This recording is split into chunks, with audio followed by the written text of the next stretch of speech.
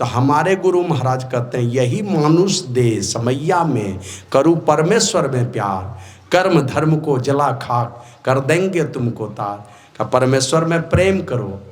किस कब होगा प्रेम? तो कहते हैं तहाँ जाओ जहाँ प्रगट मिले हुए तब जानो है स्नेह। बहुत प्रेम है माँ से, बहुत प्रेम है पिता से, अब प्रगट में कभी मिले ही नहीं, असली प्रेम नहीं हुआ। तहाँ जाओ जहाँ प्रगट मिले हुए, प्रगट में मिल जाए, साक्षात दर्शन हो जाए, इस प्रकार का दर्शन हो।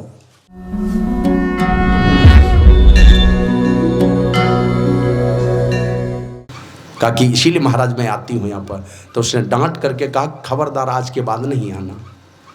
अब जो डांट दिया तो रोते हुए जाने लगी। भगवान बुद्ध ने दूर से ही रोने की आवाज़ सुनी और भगवान बुद्ध इतनी प्रकाश की वर्षा किए, इतनी प्रकाश की वर्षा किए कि वो लड़की स्वर्ग की कन्या और भगवान बुद्ध दोनों आमने सामने हो गए। देखते हैं ना 5-7 सेल का टॉर्च से रोशनी मारते तो लगता है एकदम निकट में आ गया, एकदम झक्काझक रोशनी कर देता है। उसी प्रकार भगवान बुद्ध ने इतनी प्रकाश की वर्षा की कि वो लड़की और भगवान बुद्ध दोनों आमने सामने हो गए। और तब पूछते हैं भगवान बुद्ध, पुत्री क्यों रोती हो, क्यों रोती हो बताओ? और रोने लगी जार बेजा। तो भगवान बुद्ध ने समझ लिया और वो कहते हैं पुत्री मेरे पुत्र ने तुझे सेवा से मना कर दिया इसलिए तुम रोने लगी। माना भिक्षु महाकाश्यप ने रोक दिया था उनको, इसलिए तुम रोने लगी। अरे ये तो उसका कर्तव्य था, लेकिन तुम्हारा क्या कर्तव्य है? कर्तव्य था भगवान बुद्ध क्यों कहे? मन वो साधु है, जवान साधु है, एकांत में कोई भी कन्या सेवा करे, कोई भी लड़की जाके सेवा करे, कोई भी माई दाई सेवा करे, ये सन्यास धर्म के विपरीत है। इसलिए ये तो उसका कर्तव्य है। कभी साधु को भी बचना चाहिए और सेवा करने वाली को भी बचना चाहिए।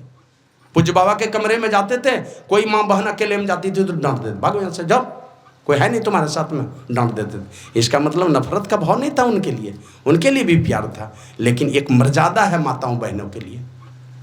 तो कहा ये तो उसका कर्तव्य था, लेकिन तुम्हारा क्या कर्तव्य है? और भगवान बुद्ध ने उस लड़की के माध्यम से दुनिया के लोगों को कर्तव्य का बोध कराया है।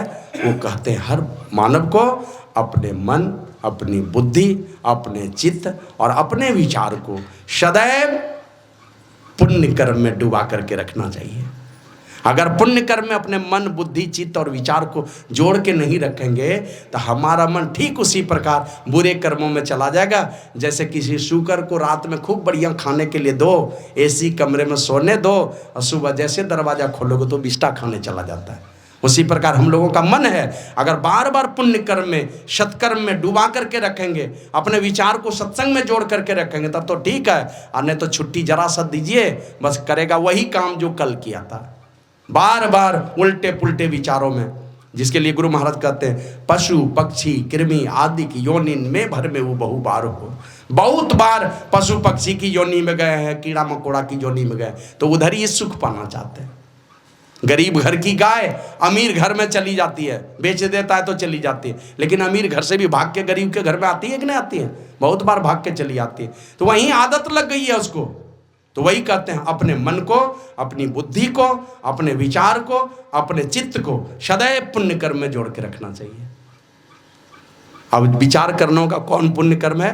पुण्य कर्म तो बहुत है संसार में, लेकिन रामचरितमानस में लिखा है पुण्य एक जग मह नहीं दूजा, मन कर्म वचन विप्र पद पूजा।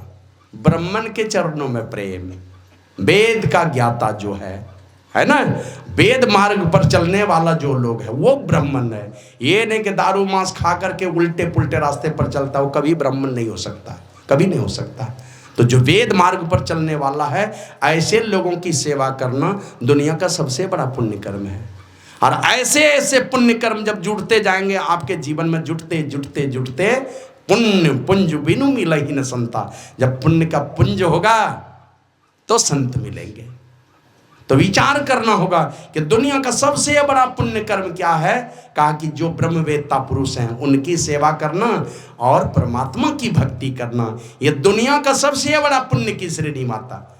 आप चापाकल गड़वा दीजिए कि कुआं खुदवा दीजिए कि धर्मशाला बनवा दीजिए, ये भी पुण्य कर्म है, लेकिन दुनिया का सबसे बड़ा पुण्य कर्म है परमात्मा की भक्ति करना।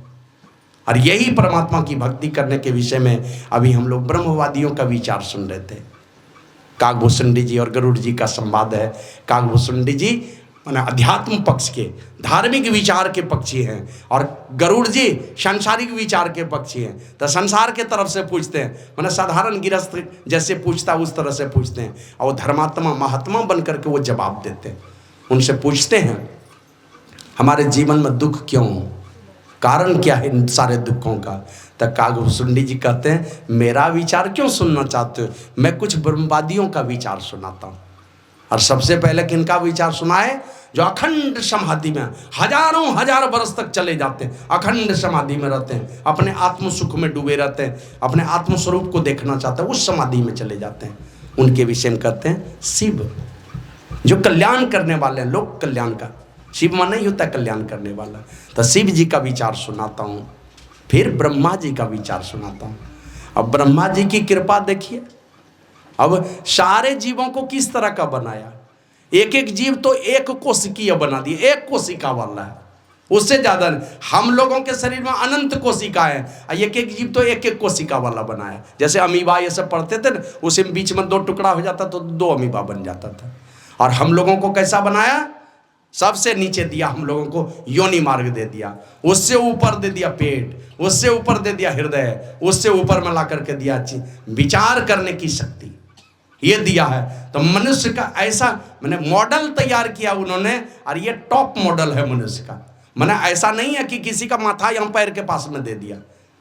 अभी देखते गाड़ी वगैरह जो बनता है हर साल मॉडल चेंज होता है, कुछ ना कुछ इधर उधर आगे पीछे करते रहेगा।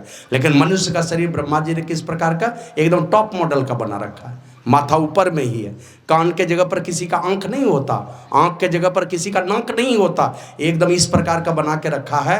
और हम लोगों के ऊपर बड़ी कृपा की है, इस सारे जीवों में श्रेष्ठ बना दिया हम लोगों को, सिरमौर प्राणी बनाया है। और वो ब्रह्मा जी उनका विचार कहते हैं जिनके चारों मुख से 4 पुत्र वेद स्वरूप, जो चारों मुनि ही पैदा हुए, सनक सनंदन सनातन और सनत कुमार, कहते वो ब्रह्मा जी का विचार मैं सुनाता हूँ। फिर शिव अज और सुख मतलब सुखदेव मुनि, जहाँ हजारों हजार ऋषि मुनि जहाँ पर थे, जहाँ गुरु वशिष्ठ जैसे महात्मा बैठे थे। अब गुरु वशिष्ठ की आयु कितनी है जानते हैं? सतयुग में भी देखा गया, त्रेता में भी राम जी के समय में देखा गया, द्वापर के अंतिम में भी देखा गया गुरु वशिष्ठ को। जिस समय राजा परीक्षित को कथा सुना रहे थे ना, उस कथा में भी गुरु वशिष्ठ बैठे हुए थे।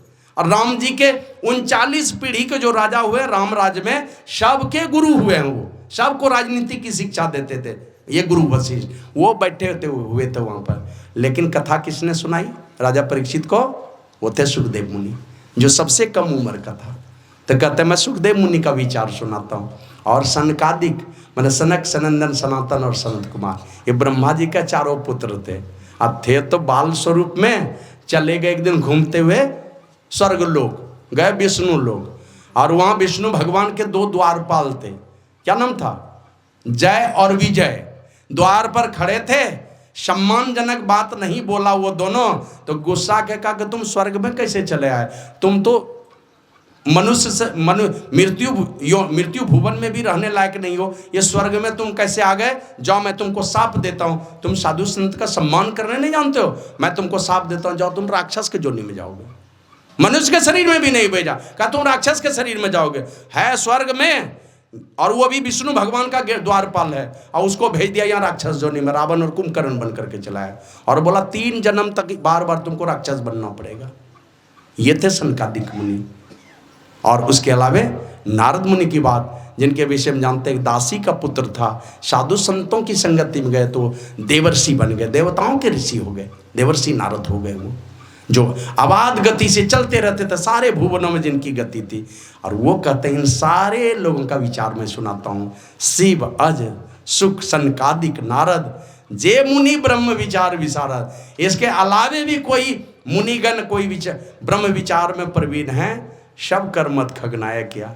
एक खगनायक, एक पक्षियों के राजा, सब का एक ही मत है, दुखों का निदान चाहिए, सब ने एक ही मत दिया है कि करिए राम पद पंकज नेहा, राम के चरण कमलों में प्रेम करना चाहिए।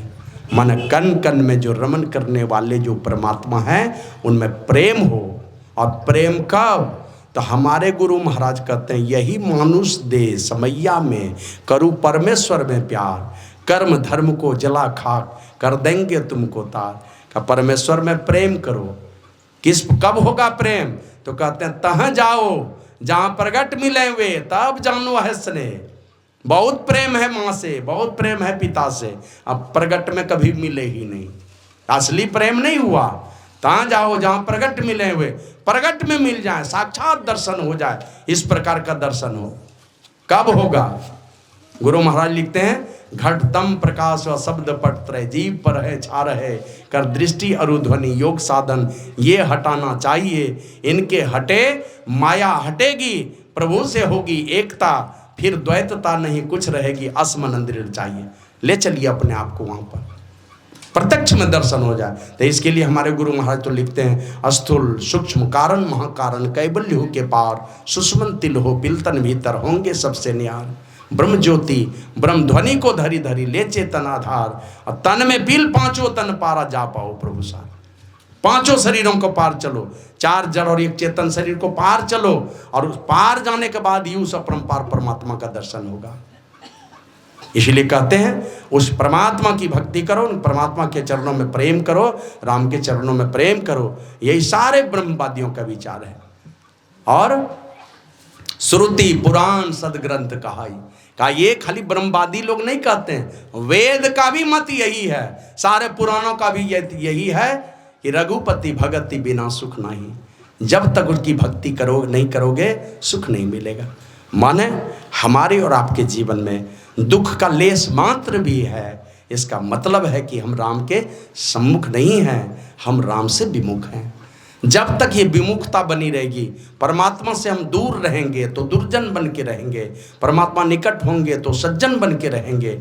जब तक निकट ना है, कभी कभी हंसी मजाक के तौर पर हम लोग कहते हैं कि बस गाड़ी में जब हम लोग चढ़ते हैं, कहाँ पर बैठना चाहते हैं?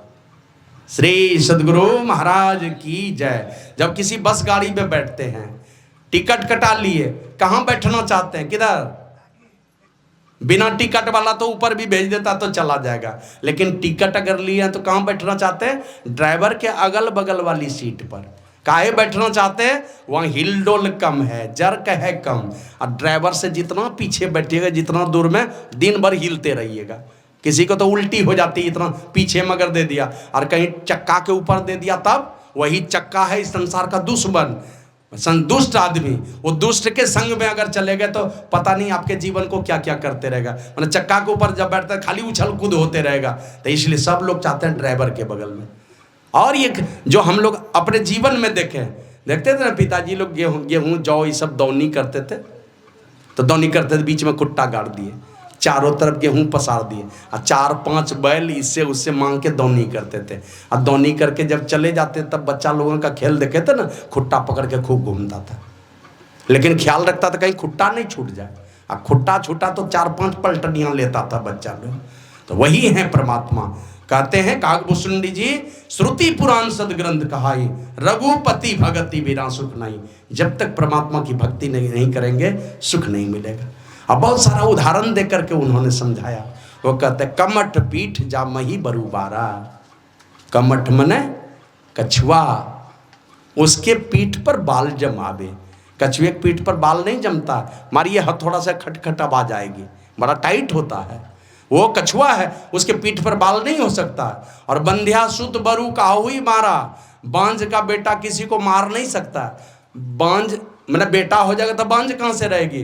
मैंने बांझ का बेटा किसी को मार डाले। और फूल नहीं नभ बरू बहु विधि फूला, आसमान में बहुत तरह के फूल फूले।